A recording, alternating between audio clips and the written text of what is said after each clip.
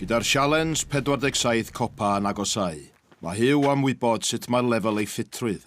Felly mae o wedi dod i Brifysgol Bangor i weld beth ydy ei drothwy lactate ac i wneud prawf VO2 max. Mae prawf y VO2 max yn mesur faint o ocsigen y gall Huw ei ddefnyddio ar unwaith. Y mwyaf ocsigen sydd yn y gwaed, mae'r potensial i redeg yn gynt ac yn bellach yn cynyddu.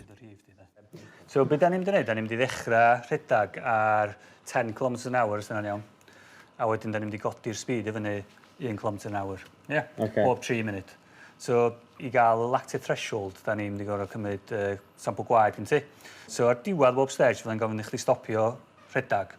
A wedyn, na i gymryd sampl gwaed gen ti yn yr amser yna, a wedyn gael chdi nôl yn rhedag. Da, iawn. Sa'n llawer o bethau sy'n neud i fi rhoi ffidlo yn to, de, a just deud dwi'n eisiau gwneud hyn y mwy. Os mae corff fi yn rhaid i droed lawr, ia, mae allan o dwylo fi wedyn. So 15 km/h rwan, ia?